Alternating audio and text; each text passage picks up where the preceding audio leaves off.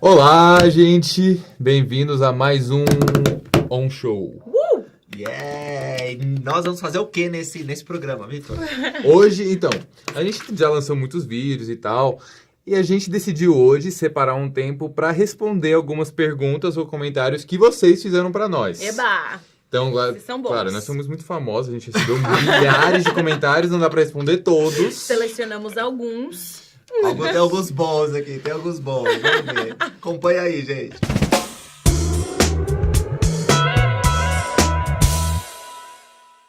Então, a primeira pergunta veio da Marina Claro. Ela perguntou assim: essa igreja cumpre todos os mandamentos? Devolvem os dízimos corretamente?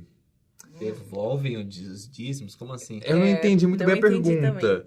Mas, se a pergunta é sobre dízimo, é basicamente assim: os membros, por exemplo, nós membros damos 10% do dízimo.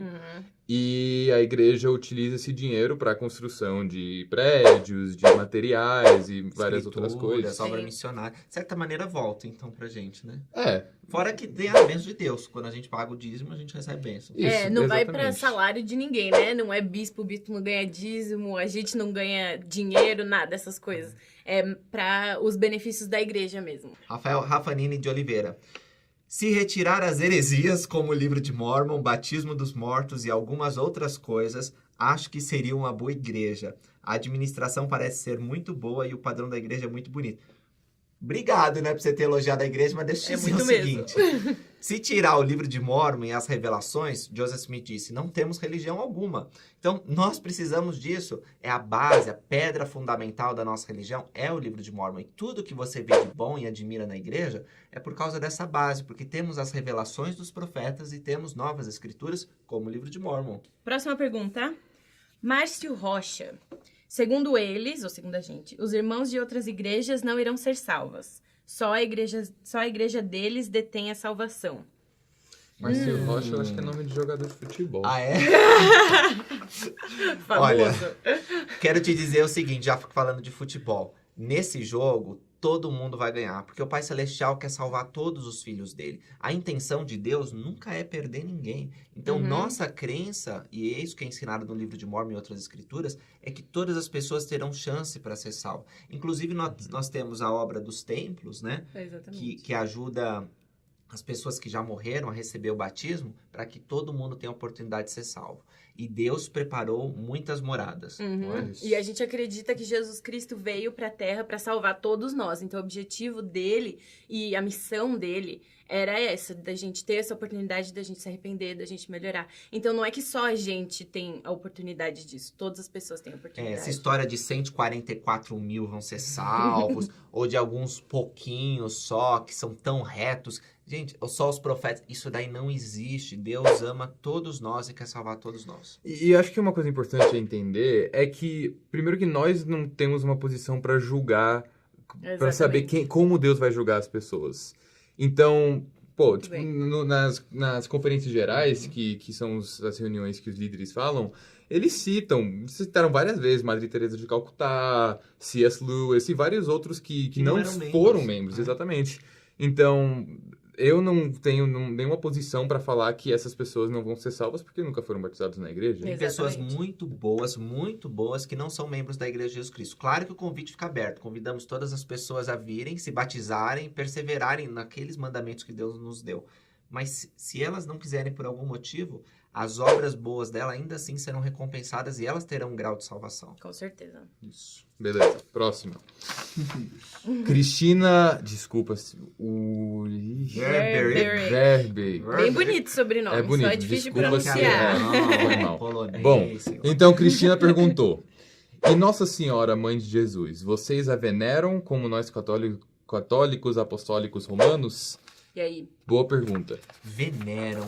Oi, o que seria veneram? Se for veneram, tipo adoram, aí a gente tem que responder que não. Porque nós adoramos o único Deus verdadeiro e vivo. Mas se for louvar, né? Veneram, tipo louvar, admirar e buscar no exemplo dessa santa mulher atributos para melhorar a nossa vida, sim, com certeza. Ela é a mãe do Filho de Deus, foi uma mulher escolhida, não é? Isso, eu acho que a tal ponto como na Igreja Apostólica católica, apostólica, romana, não é a tal nível em que nós colocamos no mesmo nível de, assim, como uma santa da maneira que a palavra é dita. Mas, como o Lucas falou, nós reconhecemos o valor e a importância que ela teve na história do mundo. Sim, você sabe que até no livro de Mórmon é mencionado Maria, né? Mais de uma vez. E lá é tratada como a mãe do Filho de Deus, uma mulher pura. Então, Nefe viu muitos anos, 600 anos antes de Cristo nascer, Maria em visão. Ela foi escolhida antes de nascer para ser mãe do Filho de Deus. Nós admiramos, louvamos e queremos incorporar na nossa vida os atributos que ela possuía. Então, com certeza, gostamos muito dela. Mães são muito especiais. Boa pergunta. A próxima pergunta aqui. Por que, da Cláudio Souza, por que os mormons não fazem hinos fervorosos a Cristo? E qual é a certeza que vocês têm que as famílias podem ser eternas? São duas perguntas diferentes, né? Mas a primeira pergunta, a gente já ouviu isso muito, né? A igreja não é muito barulhenta, né? Não. A questão é que nas reuniões, por exemplo, na reunião sacramental, que é a reunião principal de todos os domingos, nós buscamos ter um espírito de um pouco mais, como reverente, sabe? Algo um pouco mais tranquilo, um pouco... Solene, calmo. Isso, exatamente. Então, o objetivo é esse. Mas, se você realmente quiser saber, teve uma devocional, alguma coisa que eu não lembro o nome, alguma coisa do mundo. A gente pode colocar o link aí pra vocês verem, que foi algo um pouquinho mais animado. A própria Gladys Knight, que é uma cantora famosa, é ela que regeu um coral, fazendo assim, uns hinos um pouco mais animados. Então não é o padrão da igreja, né?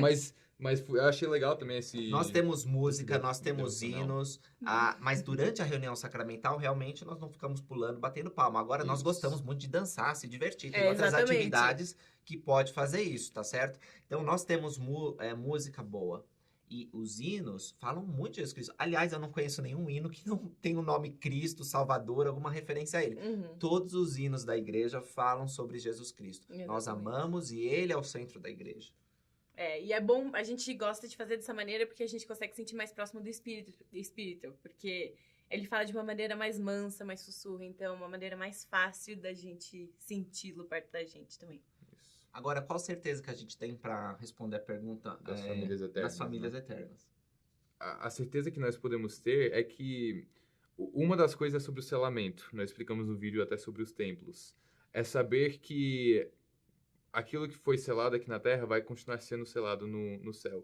E os relacionamentos que nós construímos aqui na Terra, não faria muito sentido construir tudo isso para se perder. Sim. Então... A ideia de que eu não posso ter minha mãe, meu pai, meus irmãos, e falando de coisas futuras como se já houvesse acontecido minha esposa. Próxima ou pergunta. Meus filhos, ou meus netos, é assustador.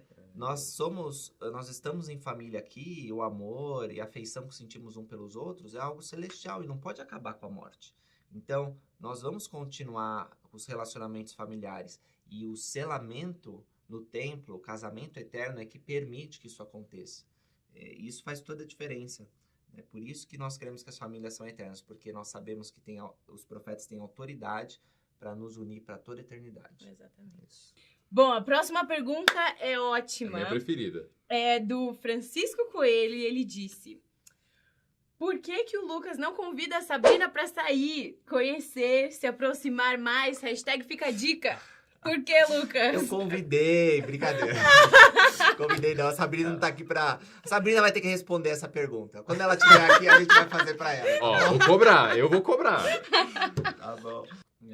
Estamos combinando. Nós gostamos dele. Tá bom, agora, nossa última pergunta é de Souza Teixeira.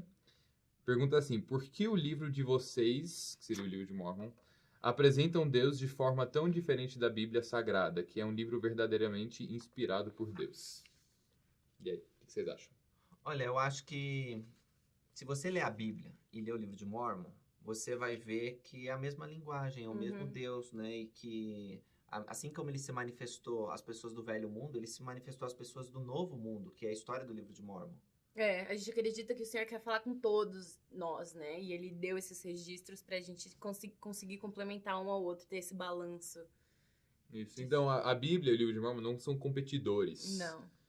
Eles Se completam. Eles, exatamente, se completam. É como a esposa e o marido. Se Ó. completam. Beleza. Então, gente, muito obrigado pelos comentários. Foi Foram muito ótimos. legal responder. Perguntem mais, a gente quer responder um pouco mais as perguntas que vocês tiverem. E é isso aí.